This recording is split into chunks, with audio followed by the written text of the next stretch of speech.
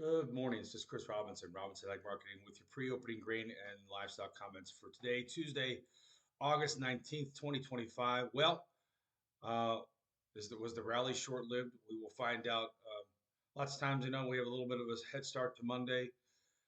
Maybe this is a bit of a turnaround Tuesday. D's corn lower overnight, back down to 402 and a quarter. Really only got about a 13-cent rally. The market's still digesting, 188 and, huge acres. I don't think that that's going to, just magically go away. So we had a little bit of a bounce. Thank goodness. Hopefully you used it if you needed it. Um, we'll see, moving ahead. But spot corn down 379. The level that really matters still was that old low at 360 and a half, in my opinion. So 60 to 79. I'd say there's still 20 cents worth of risk in corn. You do the math. We're at 402 D's corn. I think the risk is 380, and also that would be roughly a dollar off the February highs.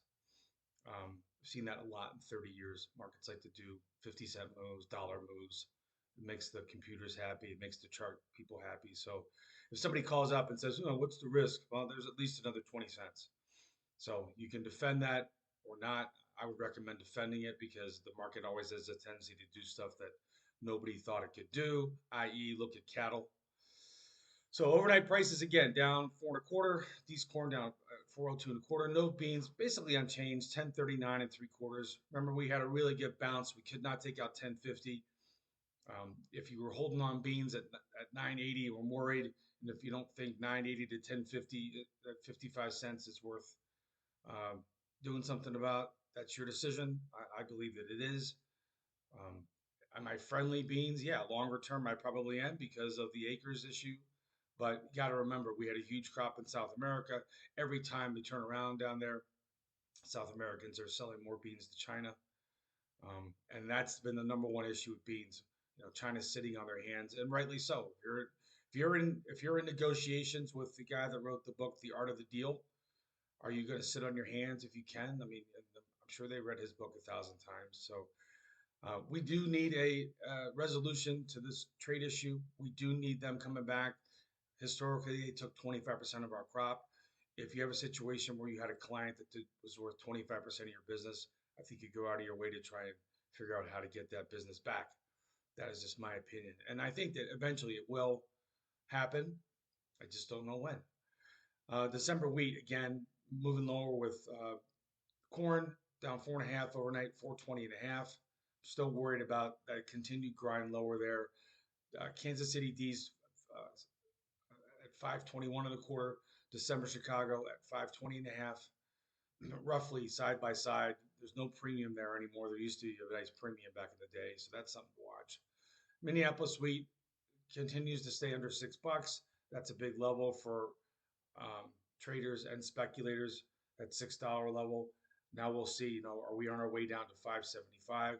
So that's probably the next downside target. Um, Meal.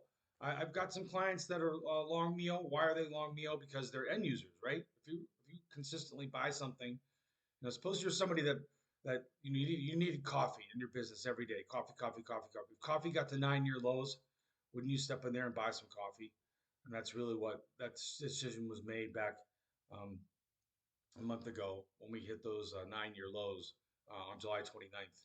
So is the low in? I don't know, but if I know if I'm an end user, if I have an operation that feeds out a lot of meal, I'm absolutely positively going to go in and buy calls when nobody wants them.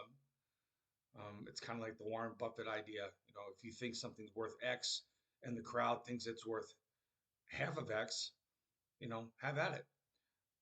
And if you use the call option, you're not going to get run over. I'm not telling guys to get long and hold it on the board. But yeah, these call options where you have a defined risk with a potentially unlimited reward, or if you've got at least a defined risk with a known reward if you do a call spread, it's a good business decision. And that's really what this comes down to. Sometimes trading is trading, sometimes it's a business decision. If you use a lot of meal, I would be looking at meal calls. What's going to happen today in the cattle? We're probably going to have no cash trade till the end of the week. We've got a cattle on feed at the end of the week. You got feeder cattle making new all-time highs. The box beef and everything continues to be expensive. And, here it is in the middle of August. In another 2 weeks, the grilling season's probably going to, wind down to an end once we get through summer. Uh, and the question remains, will the consumer continue to buy steaks? I went to a grocery store here 2 nights ago. I got a small ribeye, $23. So I just can't imagine that's going to continue to last. Maybe I'm wrong, but that's going to be, I think, really where the rubber meets the road. As far as the lean hogs go, boy, take a look at April. If you're a hog operation, April's giving you a really good chance to go out there and hedge contract highs at 90 cents.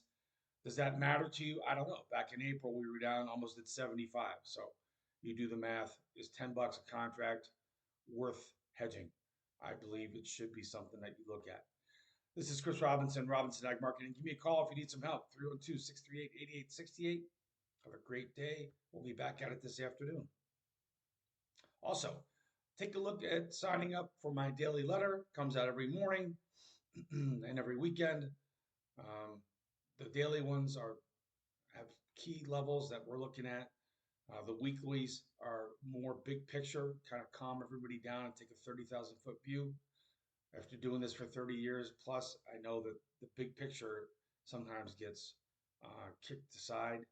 I think if you're going to be if you are a farmer or producer, you really have to treat this like you're an elevator. You're along all the bushels that you've got in the field and in the bin, but you're also along all the bushels that you're going to grow or your family operation is going to grow for the next 20, 30, 40 years. You have to take that long haul view. Again, have a great day. This is Chris Robinson, 312 638 8868. Take care.